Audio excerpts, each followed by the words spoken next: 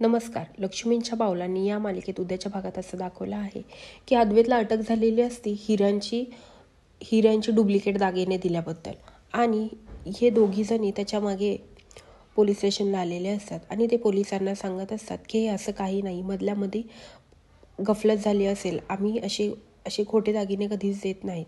तेव्हा ते पोलीस सगळे एक्सप्लेन करत असतात. तेव्हा सरोज पोलिसांना पैसे देते. तेव्हा पोलीस म्हणतात, तुम्ही मला लाच देता याचा अर्थ तुमचा मुलगा दोषी आहे. तेवढ्यातच तिथे आता पत्रकार पण आलेले असतात आणि या पत्रकारांसमोर या दोघी आता उभ्या असतात आणि पत्रकार यांना प्रश्न विचारत असतात की तुम्ही एवढ्या मोठ्या लोकांना फसवू शकता, तर सर्वसामान्य लोकांना किती फसवत असावा. असं बोलल्यानंतर ना तेवढ्यात पोलीस म्हणतात की याच्यात फायनल रिपोर्टच नाही, म्हणजे फायनल हिऱ्यांचं टेस्टिंग झालंच नाही आहे. सांगा कला मॅडम, कुठे गेले फायनल रिपोर्ट.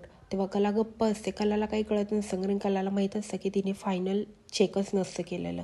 सरोज ह्याच्यावर सगळ्यावर हंतरून टाकत असते. ती म्हणते हो, चेक केला आहे आम्ही, पण रिपोर्ट द्यायचा राहिला असावा, असं सरोज सांगत असते. तेव्हा कला मनातल्या मनात विचार करत असते की सरोज मॅडम आज माझी साईड कशी काय घेतात. एनी टाईम तर ते माझी एवढीशी चूक केला पण कधीच माफ करत नाही, मग आज एवढी मोठी चूक ते का असे करतायत. तेव्हा कला मनातल्या मनात विचार करते, त्यांच्या त्या मुलासाठी एवढं सगळं करत असाव्या, असं ती कला विचार करत असते. आणि इकडे राहुल कोणाशी तरी फोनवर बोलत असतो की अद्वैतला आता मी खूप मोठा खड्डा खांदून ठेवलेला आहे आणि तो खड्ड्यातनं कधीच तो बाहेर येऊ शकत नाही, असं तो सगळं कुणाला तरी सांगत असतो. आणि हे काही शब्द आता कलाच्या कानावर पडलेले असतात. आता कलाला पूर्णपणे राहुलचा डाऊट आलेला असतो की हे सगळं करण्यामागं राहुलचाच हात आहे. आता कला खराच जो दोषी आहे त्याला सगळ्यांसमोर आणेल का, आणि